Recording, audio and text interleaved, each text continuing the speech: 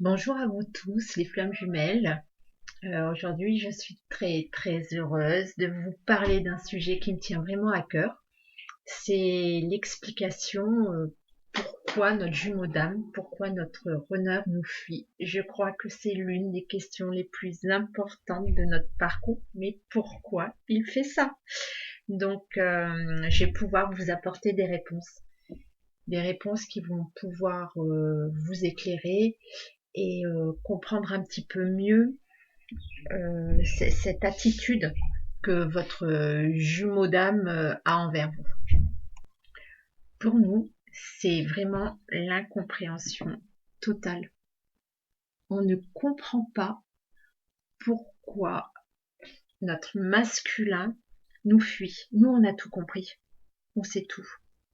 On a ressenti que c'était la personne que l'on cherchait depuis toujours dans notre vie. Et on l'a là en face de nous. Et on se pose la question, mais pourquoi tu as envie de nous fuir? Pourquoi tu ne comprends pas ce qu'on comprend? Pourquoi peut-être tu ne ressens pas ce qu'on ressent? Pourquoi tu ne veux pas écouter ce que je te dis? Que tu es la personne que j'ai toujours cherchée? Voilà. Nous, féminines, on est dans cet état-là et on ne comprend pas. Pourquoi ils voient pas ça? Alors maintenant, je vais vous expliquer. En fait, qu'est-ce que lui ressent? Pendant mes consultations, j'ai parfois des runners et là j'ai demandé la permission à un runner de canaliser son âme. Alors quand je canalise une âme, alors déjà je demande la permission, hein, je ne suis pas intrusive dans l'âme de quelqu'un sans avoir la permission, il est hors de question. D'ailleurs je pense que je ne pourrais même pas y arriver. Quand je canalise une âme, en fait, euh, pour employer d'autres mots, c'est comme si j'avais accès à l'inconscient de la personne. C'est-à-dire que la personne, sur le moment, n'est pas capable de sortir ces mots-là parce que ses peurs, son ego, c'est tout ce que cette personne ressent à ce moment-là, euh, prend trop de place et n'arrive pas à faire parler son âme, son inconscient. Euh, Par le biais de mes canalisations, j'ai accès donc à son âme, à son inconscient, hein, quelque part. Donc voilà, je remercie énormément le runner, ce runner qui me permet de lire la canalisation, bien sûr en enlevant des prénoms et tout ça, hein, ça reste, personne ne saura qui c'est. Mais voilà, un grand, grand merci de m'avoir permis de le faire et de pouvoir l'utiliser pour que tout le monde, toutes les flammes jumelles puissent comprendre ce qui se passe. Alors, je vous lis cette canalisation. Juste avant, pour vous mettre dans l'ambiance, c'est un moment du parcours, c'est un runner en début de parcours qui est conscient du lien, c'est ça, c'est hyper surprenant, qui est conscient du lien et qui reçoit pour la première fois, donc c'est vraiment un début de parcours, qui reçoit pour la première fois des mots intenses d'amour de la part de sa féminine, de sa chaser. Donc voilà, je vous mets dans le contexte. Je vous lis la canalisation. J'ai peur. Peur de quoi? Je ne sais pas. Peur de l'avenir avec ma féminine? Sûrement. Pourtant, ce que je ressens pour elle est très fort. Mais j'ai comme une angoisse récente qui apparaît et qui prend toute la place dans mon âme. Je ne comprends pas, parce que c'est nouveau. Je n'arrive pas à me comprendre. J'ai attendu depuis si longtemps qu'elle me dise toutes ces choses. Et là, j'ai qu'une envie, c'est de partir en courant, loin, très loin. Mais pourquoi? Pourquoi ça me fait cet effet? Je ne sais pas. Quelque chose qui fout la trouille. Quelque chose de beaucoup trop lumineux pour moi. Et c'est ça qui me fait peur. Tout d'un coup, elle se livre. Tout d'un coup, elle me dit plein de choses et moi, je ne suis pas capable de les entendre. C'est comme si je n'avais pas le droit de recevoir tous ces mots, alors ça me fait peur. Donc voilà, ça c'est la fin de la canalisation. C'est vraiment ce que j'ai ressenti pendant cette canalisation, c'est que tout d'un coup, ces mots que cette personne attendait depuis si longtemps, parce que depuis pas mal de temps, ces deux personnes sont en séparation. Ces mots que cette personne attendait depuis si longtemps, lui fout la trouille tout d'un coup, lui fait peur. Et cette personne, ce runner, ne comprend pas pourquoi. En fait, son angoisse va au-delà de comment dire, son angoisse est plus forte que tout. Et il n'y a plus que cette angoisse-là dans son corps. Alors cette fois, c'était pareil, c'était pendant une consultation. C'est toutes les questions que qu'un runner s'est tout d'un coup posé par rapport à sa féminine. Vous allez voir, c'est très intéressant et assez intense dans les émotions. Alors, je commence. Donc, ça va être une succession de phrases, de questions. C'est comme ça que ça s'est passé.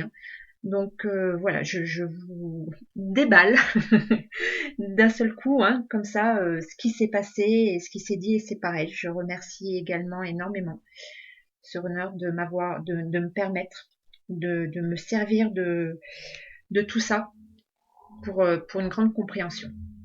Alors, première question que ce runner se pose, est-ce que j'ai le droit de ressentir tout ce bonheur? Donc, à chaque question, si je vais me permettre de dire des choses. Alors, effectivement, les runners se demandent est-ce que ils méritent ce bonheur? Donc, ça veut quand même dire qu'ils le ressentent, ce bonheur. Ils en sont conscients. Ça aussi, c'est important pour nous de chez eux, parce que sur le moment, on comprend pas. On a l'impression, bon, ok, il nous fuit, on l'intéresse pas, qu'est-ce qu'on a fait de mal, ok, pourtant c'est bien moi et c'est bien toi, voilà. Non, il se pose vraiment la question, mais pourquoi j'ai le droit à tout ça? Je le mérite pas. Deuxième phrase, est-ce que je suis à la hauteur? Je continue, parce que vous allez voir que ça revient assez souvent. Est-ce que je montre réellement qui je suis? J'ai peur qu'elle ne sache pas réellement qui je suis. Alors là, je vais expliquer, parce que le fait d'avoir été, de lui parler en même temps me permet de mieux comprendre.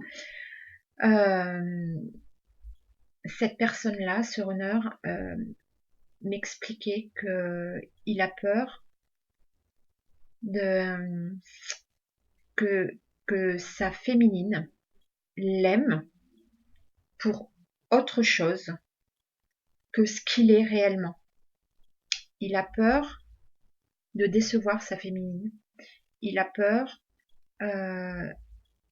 qu'elle se trompe sur ce qu'il est. Il a peur de ne pas lui avoir montré réellement ce qu'il est, et donc comme s'il avait peur qu'elle aime quelqu'un d'autre, parce que ce runner ne s'est pas complètement livré. Voilà l'idée. Autre question, si je lui dis tout ce que je pense, elle me verra réellement moi. Elle va avoir peur de moi, de tous mes sentiments, parce que c'est tellement fort. Alors, je ne veux pas m'ouvrir. C'est hyper important ça, parce qu'on n'en a absolument pas conscience. Nous, féminines, quand même, il dit, c'est tellement fort que je ne veux pas m'ouvrir. Et puis encore ce truc,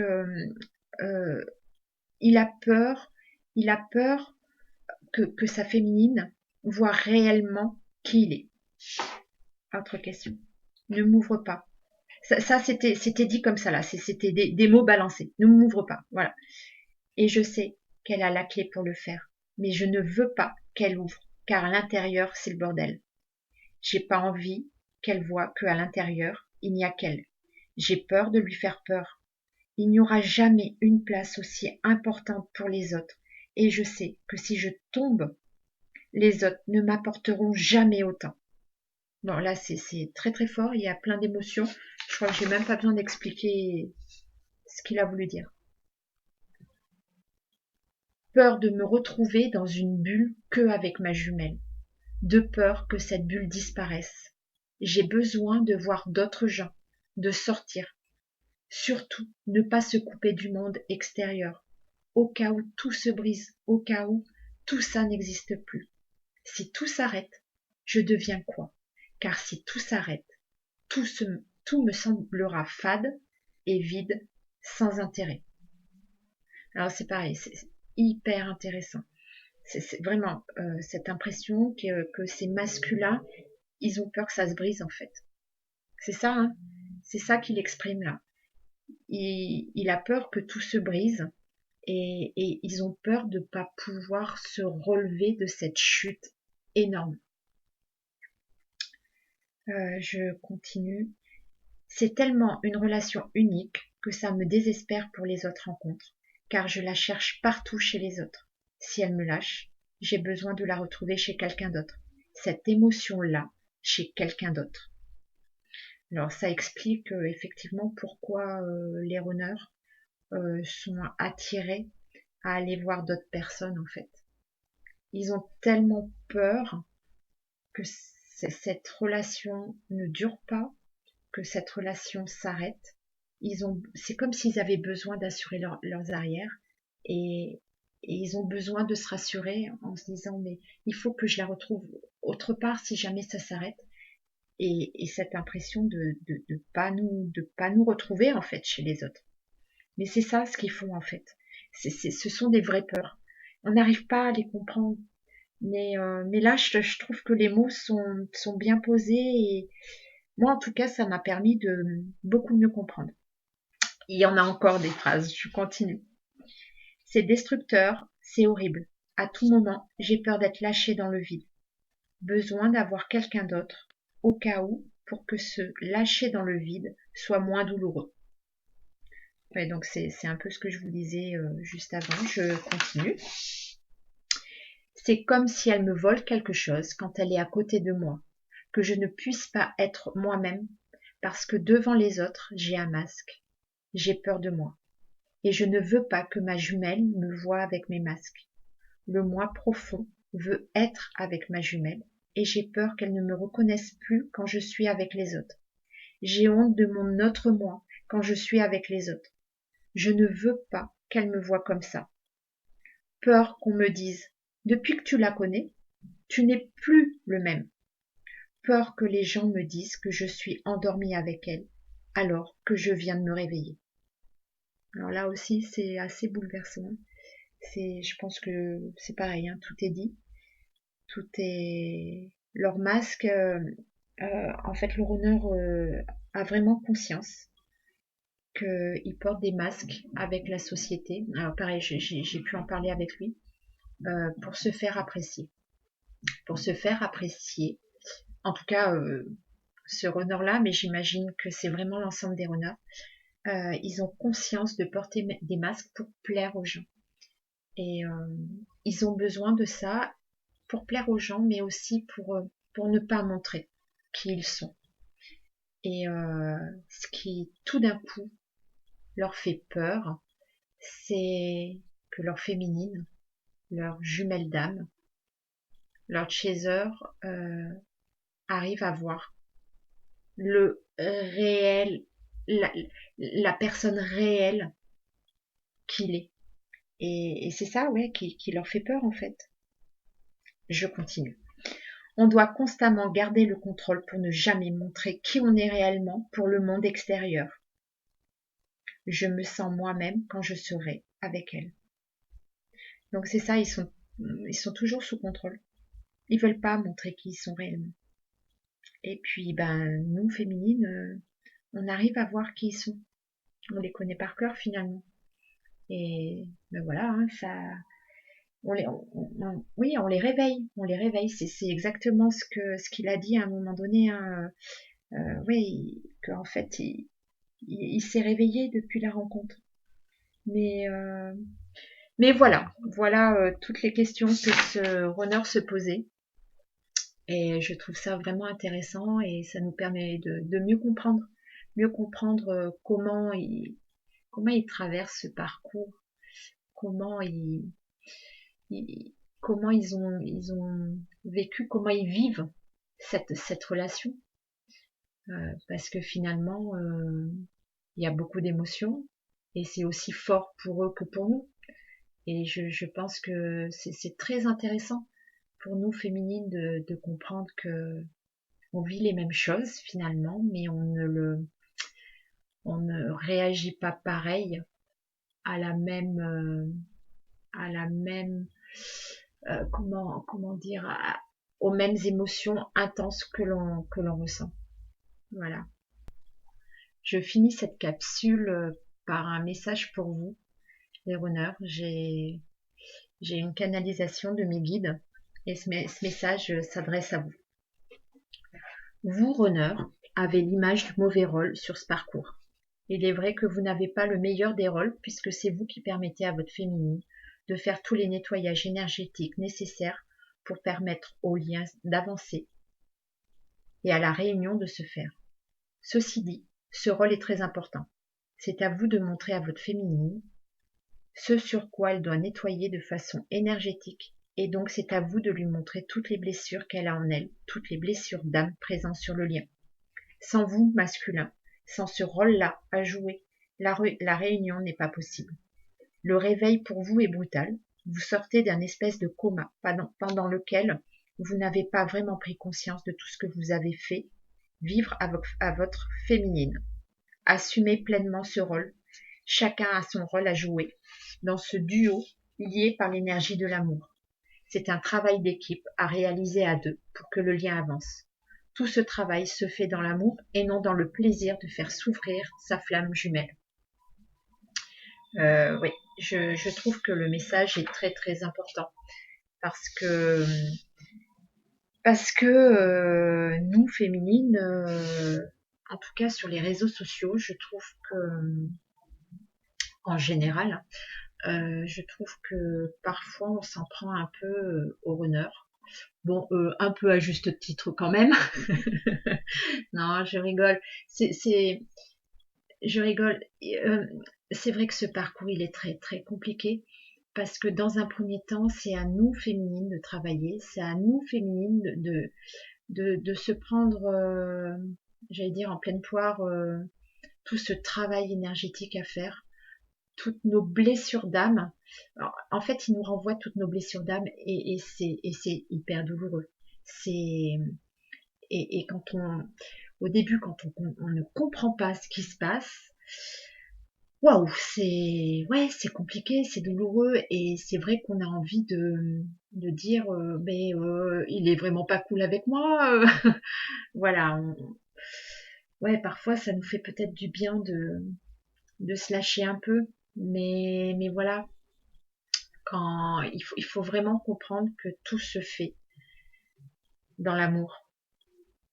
Tout ce qu'il nous fait subir n'est pas pour nous faire du mal. Il nous fait juste revivre nos blessures d'âme et à nous de le nettoyer. C'est notre rôle. C'est notre rôle. On a le don de nettoyage énergétique. C'est comme ça. Lui, il nous montre ce qu'on a à nettoyer. Ce rôle-là, si on le fait, si on est rentré sur ce parcours de flamme jumelle, c'est qu'on a dit oui à ce rôle-là. C'est qu'on a dit oui, on est capable. Oui, je suis prête à faire ça. Et oui, on est préparé finalement psychologiquement pendant toute notre vie jusqu'à la rencontre de notre jumeau. On est préparé à subir tout ça, à vivre tout ça pour réaliser ses nettoyages. Du coup, voilà, c'est vrai que chacun son rôle. On peut dire qu'il a le mauvais rôle, vraiment, vraiment, parce que c'est lui qui nous montre tout ce qu'on a, tout ce qu'on a comme blessure. C'est lui qui nous fait mal, mais ça ne peut se faire que comme ça. Et puis c'est vrai qu'en fin de parcours, je pense que ça ne doit pas être évident de se réveiller brutalement de ce rôle de runner, parce que c'est vraiment les guides, on dit comme s'ils étaient dans un espèce de coma. Euh, Certains runners me disent vraiment, ils sont endormis, ils ne comprennent pas, ils n'ont pas conscience. Ils ont conscience, ils en ont conscience, ils ont conscience qu'ils nous font du mal. Parce que pour eux, c'est terrible de nous voir avoir mal. C'est ce qu'ils me disent. On sait qu'on fait mal là, on sait. Et on ne peut pas s'empêcher, on ne peut pas faire autrement. Et finalement, heureusement, sinon on n'y arriverait pas. Sinon on n'avancerait pas sur ce parcours. Donc voilà les explications, pourquoi le runner fuit, qu'est-ce qui se passe en lui. Et finalement, c'est aussi douloureux que nous. Pas du tout fait de la même façon, pas du tout ressenti de la même façon, mais c'est pas simple non plus. Donc voilà, j'espère que je vous aurai aiguillé un peu plus sur voilà, qu'est-ce que ce runner ressent. Je vous dis à très vite et je vous envoie tout plein d'amour.